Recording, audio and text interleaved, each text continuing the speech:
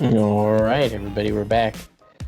So you want to do we have the top four, but did you want to finish? We have the 2 awards left to do. Yeah, so the most powerful deck that wasn't my best choice. So I didn't feel like the white blue control deck sort of felt appropriate for this award, which is why I ended up as the odd man out. I gave this award to Avi Grinberg for Baby Metal. Yeah. So That deck, pretty sick. it's a pretty powerful deck. You got to admire just going for it, right? Like you've got Yeah. when you have Skull Clamp and If Revival available and 1 mana acceleration you can play on top of it, you can do some crazy stuff reasonably reliably. The problem with this deck is, of course, that you have the Ravager plan and you have the Skull Clamp plan, and then you try to supplement that with a turn 2 Molten Nursery plan. But there's really very much a sense that you often have with affinity-style decks, where if the thing that you're trying to do gets stopped, right, you're often all in or very much in on 1 or 2 cards. And if it doesn't work, then you fall apart. You have nothing. Yeah. Right? Yeah. And Exactly. very little power, right? We're playing a bunch of ones, right? Like Arcbound Slith, Arcbound Worker, Arcbound Stinger. It's not where you want to be without the payoff. Yeah, exactly. Even a little bit. So this deck is very feast or famine. I expected it not to actually be that reliable for that reason, but I still felt it was a very interesting build and very powerful. And then finally, I gave the Coolest Brew prize to Jack Moorhead. I really liked his take on reanimation. So we saw a bunch of reanimation attempts in the first set roulette as well, and I felt like they weren't really reliable enough for what they were trying to do. And this feels like a better deck. Like it has more going on. There are some things I would have liked to see. Like I would have liked to see more copies of Mana Drain, because that card is awesome, and we have Factor Fiction and Probe to Mana Drain into, right? Why aren't we excited? Why aren't we working harder? This is Jack Moorhead. Also, I am generally more of a fan of pressing the mana base to try and be better at casting my actual creatures when the time comes. Especially in this case, Chroma and Ray of Dawnbringer off of Mana Drains. Right, because if you can put these out on turn 5 or 6 off of Mana Drain, you might not need to be reanimating anything. Right, you might. Sure. Yeah. More than good enough. The old hard cast. Yeah, the old hard cast. So those are some things to consider. The obvious problem is your deck just is never going to be that reliable because you need a creature, a way to get it into the graveyard, and a way to bring it back. Yeah. And that's 3 things. And that's 3 always things been an issue with reanimation strategies, especially with limited selection. But it was quite cool. So. But it was definitely much closer than a lot of the other cool brews that we saw. There were some very cool ideas right throughout the field, but whose computer is that? Okay. So, all right. Yep. So, what I'm noticing is, you can play there's a Coalition Victory deck in the field, which was very cool. It has a all colors creature it can go get with Bring to Light in order to win the game, for example. Which I was very impressed by it in theory, but in practice, it just couldn't protect its thing. Yeah, that's the. And it needed a drop. You can play it once, sure. Oh, okay. Yeah, I will do that. All right. Thank you. Okay.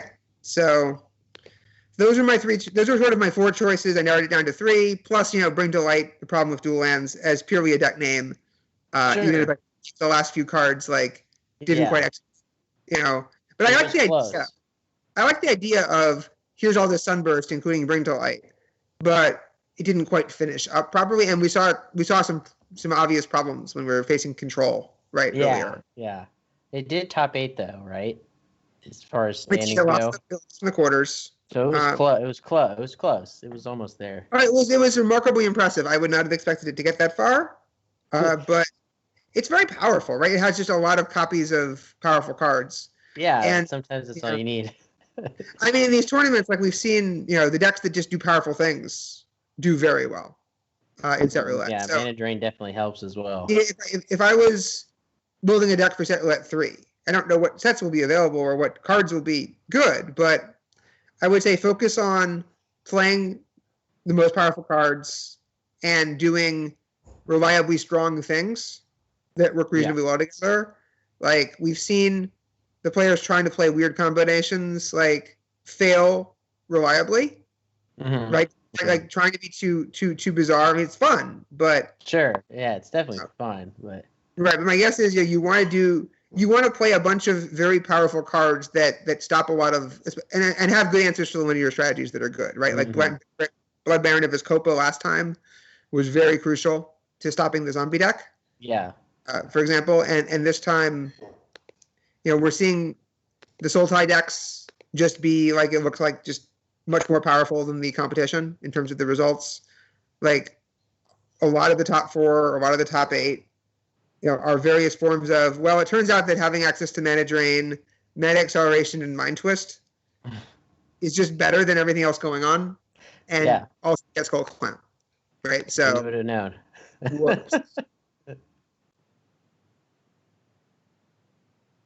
All right, guys. So we're going to jump in the top 4 here. Ben Weitz versus Kobe Killer, I believe.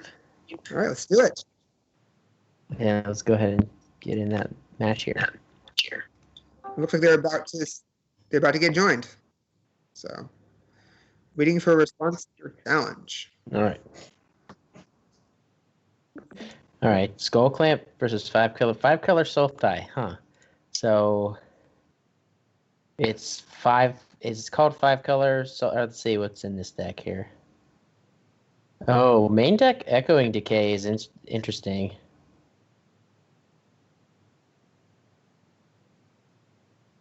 I mean, that would be very good in the other semifinal, right?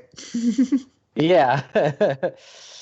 Well, it's the 2 of, but I could see it. There's a lot of little creatures running around. It doesn't hit Trigon Predator though, which is there was a lot of copies of that. There are, but it's not necessarily something you fear, depending on if you're Sultai, right? It's not. Yeah, like I think that Trigon Predator, because it kills Skull Clamp, right, is it was definitely a very exciting card to have around. But it's also a card that just like the other half of the field is like, oh, you have a 2/3 flyer for 3 mana. It's not a tragedy in game 1, but you're sideboarding this out. Exactly.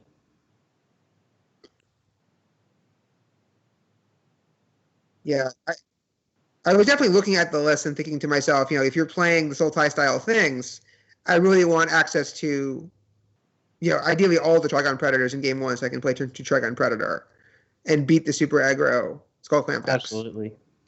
A lot of Aether Vial decks as well. So, I mean, Trigon was pretty good hedge against a lot of the field. Yeah, I really like the idea of having Trigon Predator main and then access to Oxidize, right, for those decks.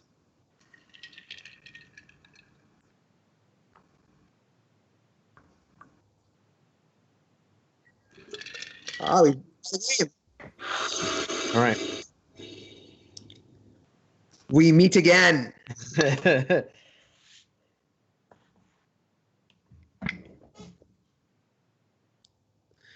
kind of ruined it with its modified play draw rule, right? I was hoping for just as I have foreseen. I will choose. Yeah, I will choose. And this time there will be no surprises. So this is.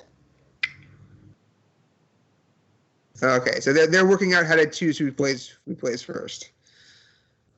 So. Now this is Jack Cummins, right? Is that who we have? Jack Cummins and Jarvis? Yeah. Okay, let's double check.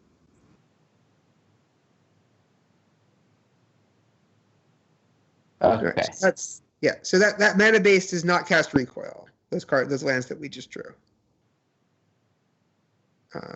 So we're going to throw it away. All right, that makes sense. This hand is terrible, though. I think we have to go to 5. I mean, yeah, I mean, well, 3 Mind Twists is not necessarily the worst, right? You Mind Twist for 1, then Mind Twist for 2, then Mind Twist for 3 on turns 2, 3, and 4. Sure, yeah, I mean, it might get you there. But not having the second mana source means that's unlikely to happen. So we're just in a lot of trouble. So, all right, what 5 do you keep here? Definitely a keeper. Yeah, definitely a keeper. Definitely putting back one of the forests. I think definitely makes sense. So I have to keep 3 lands. It's always that killer problem when you mulligan down is do I keep a hand that has to draw land or a hand that has to not draw land? Yeah, it's always so awkward. Yeah. But risk reward. The turn 2 Elves of Deep Shadow. Yes. Yeah. It looks like we got there though, right? We're gonna get the full 6/6 on turn 3. Yeah. So I mean, he's got that going for him. Followed by at least a 4/4 on turn 4. So this is a very strong start for a mulligan 5. Oh yeah. I don't know if you really can ask for a better 5. Yeah, like we're looking for a red source. Lamp off the top is. Yeah. So now after that we get to reload off of the Elves of Deep Shadow. Yeah, this is actually an amazing 5. We didn't click correctly. Good. Always.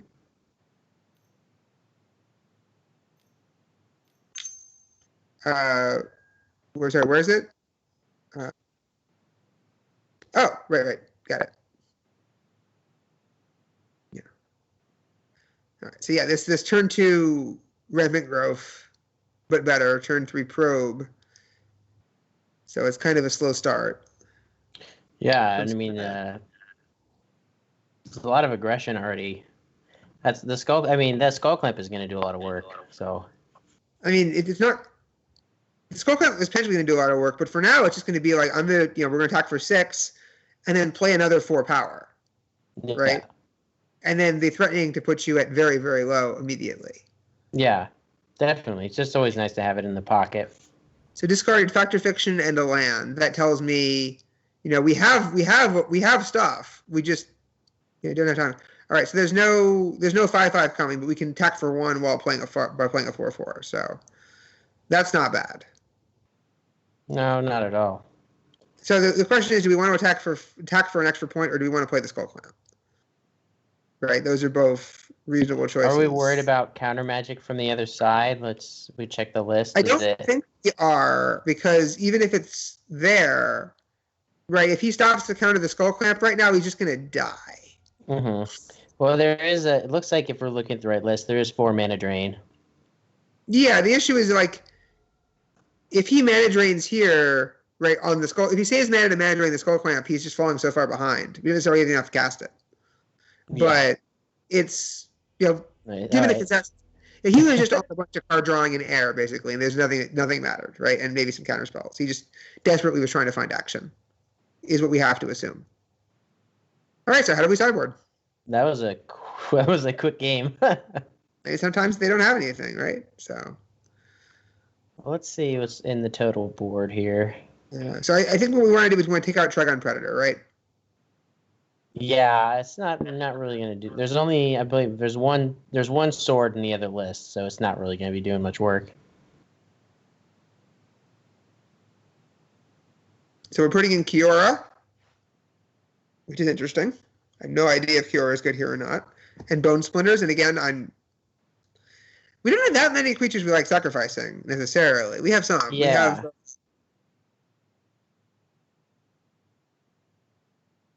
I'm a little skeptical, I'm a little bit like, we have mana drains in our sideboard, but then again, we don't really use the mana drain mana for anything. So this is where it's at its weakest. Yeah.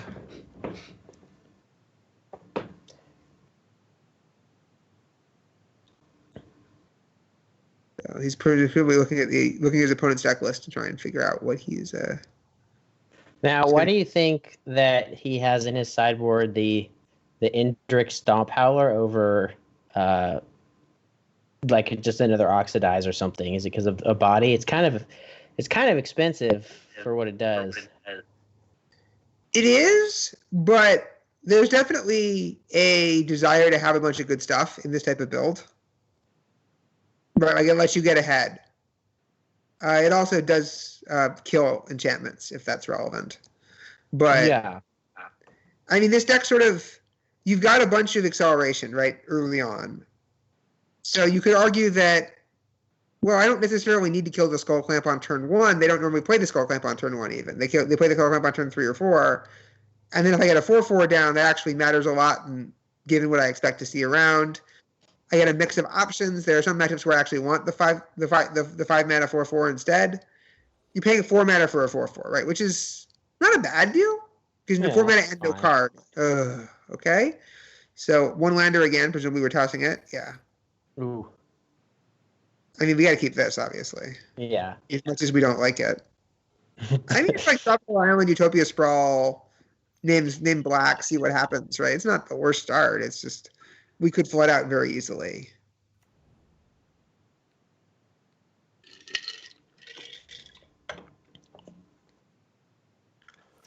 I'm not sure how much I like Sun Ka, but I'm also not entirely sure exactly what horsemanship. And then that's something I was wondering about. When is that an appropriate sideboard card?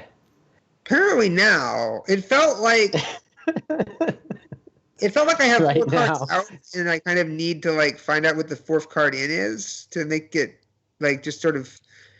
It actually kind of helps explain to us why we want the 4/4s, right? The deck just sort of kind of wants to have more power sometimes, or just a little bit more oomph at the high end of the curve than it has. All right. Do we feel greedy? I don't think we feel greedy, right? I think we feel like Mind Twisper 2 is very reasonable. I mean, let's him to Torak, shall we? Yeah. I mean, it's take half your opponent's cards. It's definitely we got Oxidize and we got an Elf. Okay, so not the best take in not the best take in this exact situation, but not bad. Mm-hmm. Let's see what we miss. We missed a Wanderer. Okay, so full that would have been a very nice take. Yeah, I mean that's the truth, right? That's the best creature. We have one of our own. We'll see if he can do something about it. Would you be okay? So theirs is a 6/6 though, right? So it's not a. Now, do you think is this the time for? Is it Sun Sea? Is this where you just tempo play and bounce the? We must be planning to. We wouldn't have taken 6, right? There's no fear of combat exactly. Unfortunately, I think it's the second one. No, okay, it's a 4/4 flyer. All right, that's not so bad. Okay, it's not as bad. Yeah, I mean this is. Doesn't feel great. So we attack for 6. They play another one, attack for 4. Get us down to 7. We do get to play 2 creatures. We have a second Wanderer. Like, we can probably beat nothing. It's always the first step, right? Beat nothing. Yeah.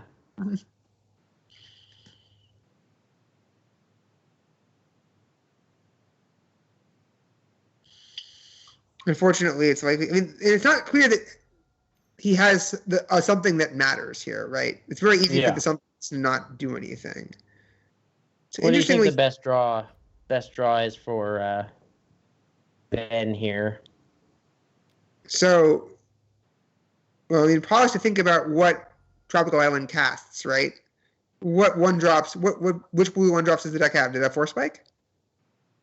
It looks like they do not. So why did we tap Elves of Deep Shadow and take a damage rather than tapping Tropical Island? Oh, okay, here we go. Right, just was throwing me a bit, right? Because it's very unnatural play. Right, yeah. Why not? Why take the damage? Well, a Skull Clamp, probably fine. This is dangerous, right? Because like it's a little scary, a little hairy. Right. So like, wait, doesn't he block the 3/3 here? Wait, why didn't he not block anything? What is he afraid of? Is there some combat trick that? I thought horsemanship was flanking. Is it not? Oh, it's flying. It's flying, right? Okay, so he can't. He's afraid of giving him 2 cards, presumably, right? If he blocks, he gets cards from the Skull Clamp. Yeah, I mean that's a risk. But going down to 3 is also. Going into 3 is also a risk. Right. Just give him 2 cards now instead of slightly later, right? Yeah. You have to do 2 damage in the air, on the ground there for trample, which is not 0. Like he's blocking with the token just to stop 1 damage here. I didn't do the math. Is there a reason for that? Like he's taking 3 down to 4 right now, right? Mm-hmm. So it's not clear to me why 4 is that much better than 3. Can't say. We'll see what he rips off of the Skull Clamp. There's quite a bit of a pause here. I don't believe there's any combat tricks. They're GGing. Horseman too strong. Go horses. Yeah, I mean, it's pretty good there, right? Like 3/3 flyer, kind of, plus a bounce. Well, I guess we did answer the question, when is it appropriate to bring in the horse? And this is it. Now. Apparently it was now. I mean, you could have played it differently, but yeah, I mean, given that this is what happened in response, right? It seems really crazy to have not blocked. Yeah. All right, we're gonna go ahead and head on to the next match here in a minute and just talk about that some more. Yeah, no, it's always interesting, right? When these creatures both have vigilance, like, are you going to trade? Well, there's advantages to not trading, but then we're going to trade anyway at some point. Yeah, exactly. And going down to 3 is just a little too hairy.